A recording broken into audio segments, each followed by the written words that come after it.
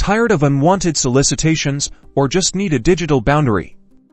Let's walk through how to block someone on PayPal, keeping your account peaceful and secure. First, unlock your phone and tap on the PayPal app icon to open it. Make sure you're already logged into your account. Once you're on the home screen, look for the search bar at the top. It usually says search or has a magnifying glass icon. Tap on it.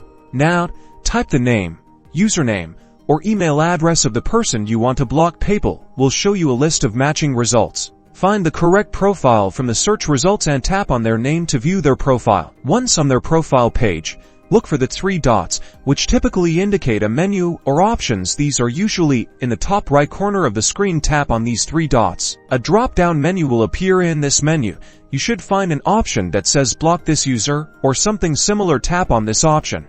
A confirmation message will pop up asking if you're sure you want to block this user. Read the message carefully to understand the implications. If you are sure, tap on the block button to confirm. This will block the user, preventing them from sending you money or contacting you through PayPal. And that's it.